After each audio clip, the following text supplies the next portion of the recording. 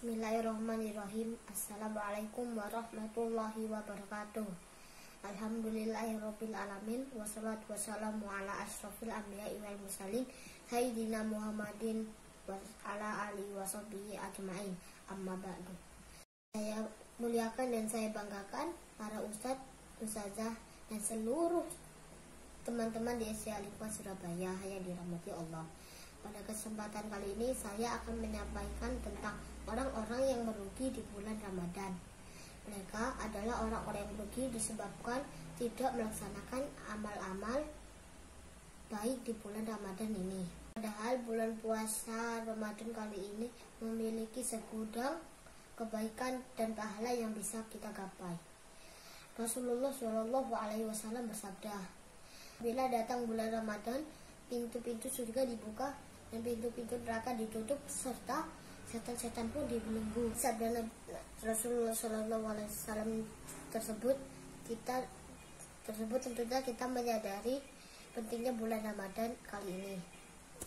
Jangan sampai kita menjadi bagian orang yang merugi, yang hanya mendapatkan lapar dan dahaga, namun tidak mendapatkan pahala di bulan puasa kali ini. Orang yang merugi di bulan Ramadan diantaranya adalah: pertama, orang yang hanya mendapatkan lapar dan haus. Orang yang hanya mendapatkan lapar dan haus adalah orang yang pahala puasanya telah hilang. Hal ini karena mereka melakukan hal-hal seperti berdusta, ghibah atau bergunjing, juga melihat aurat lawan jenis dengan hawa nafsu, di mana hal-hal tersebut adalah beberapa contoh perbuatan yang menghilangkan pahala puasa. Salah satu hadis mengatakan, betapa banyak orang yang berpuasa namun dia tidak mendapatkan dari puasanya tersebut kecuali rasa lapar dan dahaga. Hadis riwayat At-Tabrani.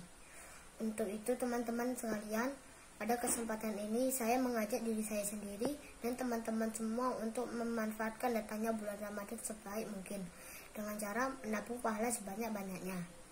Karena bulan Ramadan ini menawarkan banyak sekali kebaikan yang harusnya kita lakukan untuk mencapai takwa kepada Allah Ta'ala. Teman-teman yang berbahagia, selanjutnya yang kedua adalah orang yang tidak mengikuti tarawih sampai selesai. Seringkali kita melihat ada orang-orang yang sudah meninggalkan sholat berjamaah sebelum sholat tarawih selesai. Mereka adalah orang-orang yang tidak mengikuti tarawih sampai selesai. Nabi Muhammad SAW bersabda, orang yang sholat tarawih mengikuti imam sampai selesai ditulis baginya pahala sholat semalam duduk. Hadis riwayat Tirmizi, Ibnu Majah dan Ahmad. Dengan sabda Rasulullah SAW tersebut, tentunya akan sangat merugi bagi siapa yang meninggalkan sholat tarawih sebelum sholat tersebut berakhir. Yang ketiga, orang yang jarang membaca Al-Quran di bulan Ramadan. Teman-teman sekalian, Al-Quran adalah kitab suci umat Islam.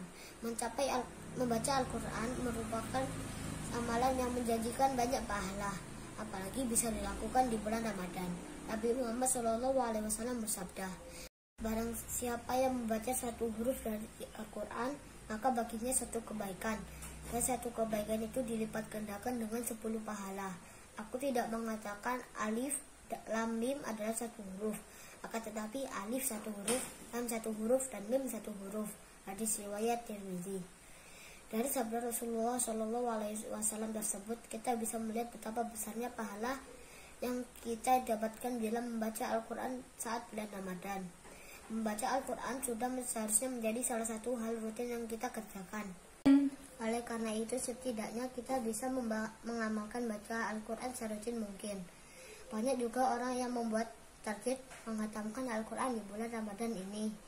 Kita bisa membaca Al-Quran setelah berbuka puasa, setelah tarawih, serta menjelang imsak. Teman-teman sudah menuliskan target membaca Al-Quran di bulan Ramadan ini? Terakhir adalah orang yang tidak menjaga sholat. Sholat adalah tiang agama. Jadi, sholat adalah amalan terpenting bagi seorang muslim. Tentunya tidak hanya di bulan Ramadan saja kita diwajibkan untuk sholat, tapi setiap hari dengan tidak terkecuali. Sesungguhnya, pertama kali yang dihisab dari segenap amalan seorang hamba di hari kiamat kelak adalah sholatnya. Bila sholatnya baik, maka beruntunglah ia, dan bila mana sholatnya rusak, sungguh kerugian menimpanya. Hadis riwayat Tirmizi. Meninggalkan sholat wajib sama saja dengan puasa atau menahan haus dan lapar yang kita kerjakan menjadi sia-sia. Maka dari itu, sholat adalah amalan terpenting yang harus kamu laksanakan setiap harinya. Apapun hambatan yang kita hadapi, apakah itu sakit, sibuk, ataupun sedang dalam perjalanan, jangan sampai kita meninggalkan sholat ya. Demikianlah sedikit yang bisa saya sampaikan tentang orang-orang yang merugi di bulan Ramadan.